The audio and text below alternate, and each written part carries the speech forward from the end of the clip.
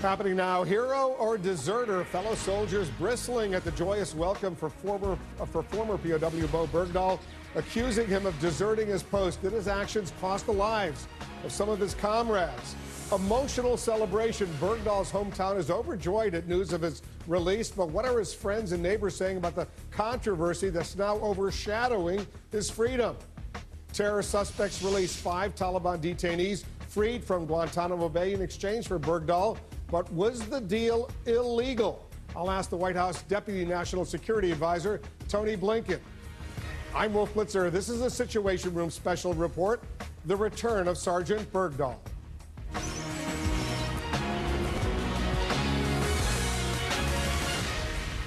Bitter controversy is casting a shadow over the release of the last American prisoner of war in Afghanistan, Sergeant Bo Bergdahl. He was held captive for almost 5 years and freed over the weekend in exchange for 5 Taliban detainees held at Guantanamo Bay. Bergdahl is now under the care of U.S. military doctors and specialists in Germany. But amid the celebrations, there are questions about the prisoner swap that freed him and whether Bergdahl is a hero or a deserter whose actions cost the lives of fellow soldiers. Our correspondents and guests, they're covering all angles of the story.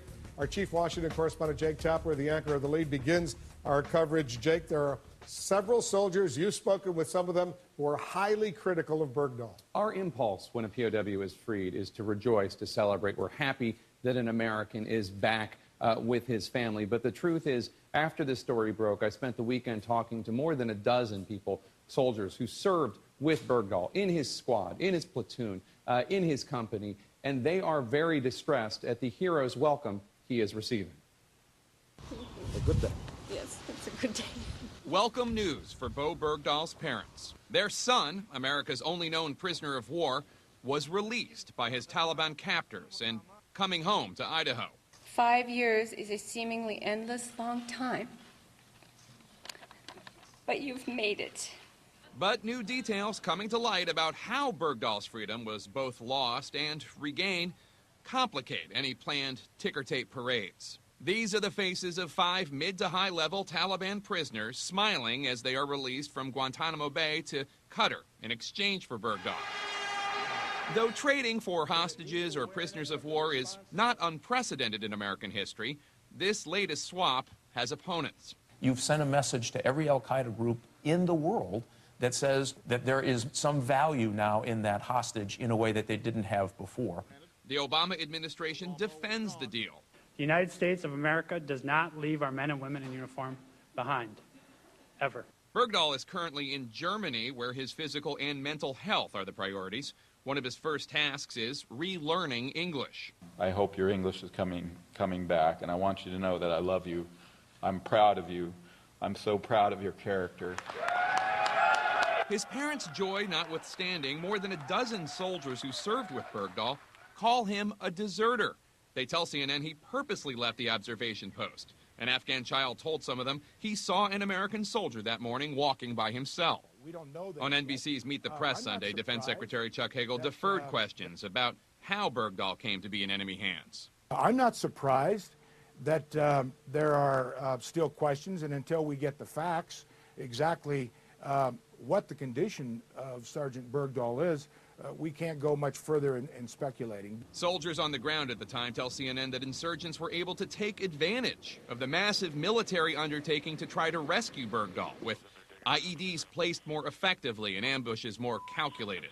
At least 6 Americans were killed in that effort over the following weeks, troops on the ground tell CNN. Staff Sergeant Clayton Bowen, Private First Class Morris Walker, Staff Sergeant Kurt Curtis, Second Lieutenant Darren Andrews, Private First Class Matthew Martinick, Staff Sergeant Michael Murphy. For their parents, this moment will never come. Bob and Janny, today families across America sharing the joy that I know you feel. Many soldiers are furious. The Facebook page, Bo Bergdahl is Not a Hero, was started by one of Bergdahl's former squad leaders. It has nearly 6,000 members. A petition to punish Bergdahl for going AWOL was started hours after his release. People who served with Bergdahl want answers, if not a court-martial for desertion. But defense officials tell CNN that the sergeant will likely not face punishment. Instead, he may be promoted to staff sergeant later this month. Senior administration officials tell CNN that President Obama was aware about the complicated details surrounding Bergdahl's disappearance and the hunt for him, Wolf, but they argue the credo, leave no man behind, does not come with any caveats. Wolf? And he is now on his, eventually, after Germany, he'll be back here in the United States. Jake, thanks very much for that report. The controversy isn't dimming the celebration in Bergdahl's hometown, where he is considered a hero. CNN's George Howell is in Haley, Idaho, watching what's going on. What is going on, George? Well, people here know full well about that controversy. They know that there are many people who question the nature of his capture and the nature of his release. Also, there are people they know that they say that Bergdahl is not a hero. Still, people here, the support, I should say, is steadfast for this soldier. When you drive into Haley, Idaho, and see the yellow ribbons, the flags and balloons that have lined these streets for years, residents here say it's all very simple. It's about bringing a soldier home and doing the right thing. It's a spirit of homecoming for Sergeant Bo Bergdahl. His family, friends, and even a former employer are all anxious to see him safely home after so much uncertainty. We're not holding our breath anymore, hoping and waiting and just waiting for Bo to have his freedom. A close friend of Bergdahl's family, Sue Martin, transformed her coffee shop for a hometown hero. But on some social media and through statements made by some of Bergdahl's former platoon members, his service is viewed in a much more critical manner. Some call him a deserter. There are claims that he was critical of the war effort and that when he disappeared from his post, the search to find him cost other soldiers their lives. Martin says people are too quick to make judgment. We're going to learn about what happened through Bo, and I don't think anybody else can tell that story. I think that's his story as to what happened and why and all the circumstances surrounding his capture. For the years Bo Bergdahl couldn't talk, his father Bob has been outspoken online, like in this video recently made with The Guardian before his son's release. I know that was Bo's motivation, to help these people. It's how the war is shaped in the minds of a lot of Americans, is that we are there as some kind of Peace Corps with guns, and that is just an impossible mission. It's a mission that we're not very good at, I don't believe. I think the last decade proves that. Bob Bergdahl even learned the language of Pashto in hopes of communicating with his son's captors. Bismillah ar-Rahman ar-Rahim, Zayabayem. He also grew out a beard as a symbolic gesture. To just have some relativity and to show that we do have things in common, that I'm a father of my son and you are a father of your sons. And that's where he started his platform of trying to learn their culture and to relate to them as he hoped that they could relate to he and his family. So here's the thing, there are many polar opinions about what's happening here, and we got a news release from the city of Haley basically saying that the city is being inundated, Wolf, inundated with phone calls, people voicing their many opinions, but in this news release they ask people simply not to prejudge. They ask that due process play out here to determine all the facts in this case, and they hope that happens here in the next couple of days, weeks, and months. Wolf? Sure, we'll learn a lot more as these days, weeks, and months go on. George, thanks very much. Lots of questions swirling around Bergdahl's release. Did President Obama break the law? Has he set a dangerous precedent? I'll ask his Deputy National Security Advisor, Tony Blinken, who's standing by live at the White House. Plus, those Taliban detainees who were traded for Bergdahl, some of them were linked to Osama bin Laden. How dangerous are those 5 men?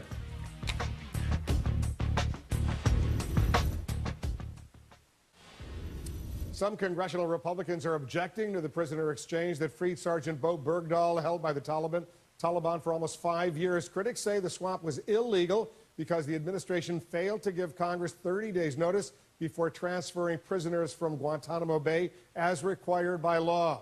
Tony Blinken's joining us from the White House to talk about that and more. He's the president's Deputy National Security Advisor. Tony, what do you make of this charge that the president violated the law as part of this deal? Well, first, let's put this in context. You put on the uniform of the United States, we make a commitment to bring you home. We'll do everything we can to get that done, and that's what we did in the case of Sergeant Bergdahl. Second, with regard to the law, here are the facts. We had an urgent situation. We had deep concerns about Sergeant Bergdahl's health. We had information that it was deteriorating. We had an opportunity that was very fast-moving to close this deal to bring him back. And based on the law, we have the flexibility to do that. The President's made very clear when these pieces of legislation were put forward to try to restrict his ability to use his authority to move quickly, that he disagreed with that. Congress has been generally aware of these efforts. This is something that's been discussed for several years, but we had an urgent matter and we had an opportunity, and we seized it. You know, the chairman, the respective chairman, not only the Republican chairman of the House Intelligence Committee, Mike Rogers, but the Democratic chairman of the Senate Intelligence Committee, Dianne Feinstein, she just put out a statement. She told one of our producers up on Capitol Hill that the president should have informed the respective chairs of these two committees. You've been talking to these through the Qataris. You've been talking to the Taliban for several weeks now. What were you afraid of? Why couldn't you have at least brought them into this inner circle, let them know what was going on? Well, the deal itself came together very, very quickly. But beyond that, there was a real risk that if we had gone with the 30-day notification period, that one, the Taliban might have reneged on the agreement during that period, and two, there was a real risk of a leak. And so when this came together as quickly as it did, we made a decision to go forward. The Department of Defense consulted with the Justice Department to make sure that they had an assessment that what we were doing met the letter of the law. That was the assessment that came back. And we decided that we had to act in order to make sure that we took the opportunity, and given that this was an urgent matter, that the health of Sergeant Bergdahl was in question, we thought it was important to act. I mean, had we not done that, imagine what would have happened if the deal had fallen apart in the interim, what that would have meant. But you know what you're suggesting, Tony, and Mike Rogers says a lot more sensitive secret information is shared with the respective chairs of the two intelligence committees than this. What you're suggesting is, as far as a leak is concerned, you really don't trust the intelligence committee chairs to keep a secret. No, it's not, Wolf, it's not a matter of trust. This was very, very tightly held within the administration. Very few people knew about it because we put a premium on trying to get this done, to get it done quickly, to avoid the possibility of leaks. But in particular, this came together quickly, and we decided that we had to act quickly to do it and to try to bring Sergeant Bergdahl home. That's the commitment we make to all of our soldiers. That's the commitment we made here. The other argument they make, and we heard it from Mike Rogers, I assume we'll hear it from many others who are very angry about this and are accusing the president of actually breaking the law, is that in 2011, when you discussed it with committee members, there was bipartisan opposition to any deal to free these detainees from Gitmo, these 5 detainees, and you didn't want to hear that opposition in this particular case. What do you say to that charge that you didn't want to consult because you were afraid of what the Democrats and the Republicans would say on the Hill? Two things. Back in 2011, the agreement that was under discussion then is different than the one that was finally agreed to now. We'll have an opportunity to fully brief Congress on that in the days ahead. The Taliban made commitments now that it wouldn't make then, that I think give us the assurances, and I think will give Congress the assurances that we could go forward and make sure that our national security was protected as we did that. And in the days ahead, there'll be full briefings of the relevant committees in Congress, and indeed of every member who wants it. Can you share with us what kind of life these 5 suspected terrorists, they've been held for 12 or 13 years at Gitmo, what kind of life are they going to have in Doha, Qatar, over the next year before they're then allowed to fly back to Afghanistan or Pakistan and do whatever they want? What I can tell you is this, Wolf. There's an agreement with the government of Qatar, as well as personal commitments from the Emir of Qatar to the President of the United States on the phone, that these 5 will be very carefully monitored. There'll be restrictions on their travel, on their activities, and as a result of that, we believe that any threat they would pose to the United States, to Americans, has been sufficiently mitigated. That was the conclusion of the Secretary of Defense in consultation with the entire national security team. Do these 5 suspected terrorists who were held for so many years at Gitmo have American blood on their hands? These 5 are, in some cases, were senior government officials of the Taliban. In one case, a military commander. In another case, an intelligence commander. In another case, a very low-level operative. They were apprehended very, very early on after the Taliban fell. They've been in Gitmo had been in Gitmo for about 13 years. Listen to what James Clapper said. This is back in 2012, the Director of National Intelligence, about these 5 now freed detainees. I don't think anyone harbors any illusions about these 5 Taliban members and what they might do if they were transferred. What do you say to that? That's a pretty serious allegation. I say to that as a result of the agreement we reached with the government of Qatar, with the personal assurances of the Emir of Qatar, we have the assurances that they will not pose a threat to the United States or to Americans. But that's only the next year. What about in the years that follow? Well, going forward, this war is ending in Afghanistan. Our combat operations have come to an end. We'll be out of that business. And there are prisoners in Afghan prisons who have been turned over to the Afghan government. Many of them inevitably will be released by the Afghans.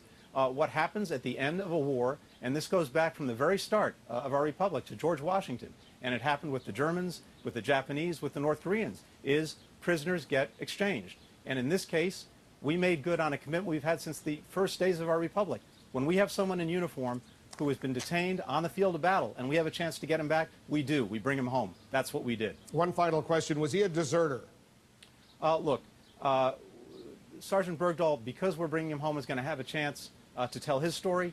And right now, our focus is on bringing him back home to the United States from Germany, making sure he's fully recovered and he'll have a chance to tell his story. Tony Blinken, the President's Deputy National Security Advisor, thanks very much for joining us. Thanks. Just ahead, so who are the 5 suspected terrorists traded by the U.S. in exchange for Bergdahl? We're going to learn more about these 5 men. Stay with us.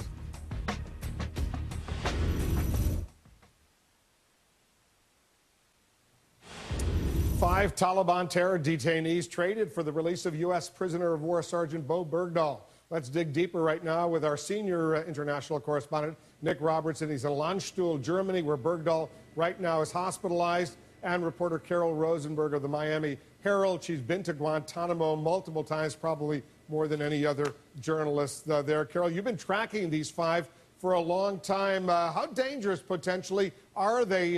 They've been prisoners at Guantanamo Bay for 12 or 13 years.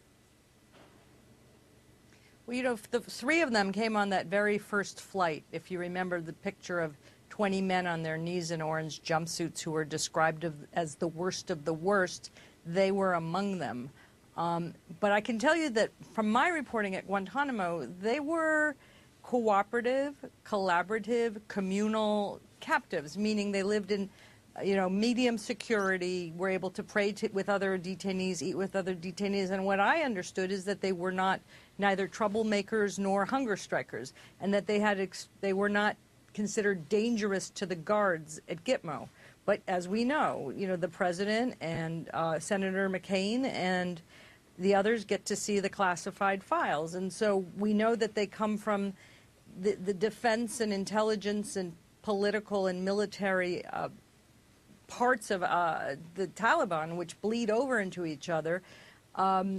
And the question is, when they go back to their lives, how much are they going to, I suppose, resent their detention at Gitmo and continue to see us as the enemy?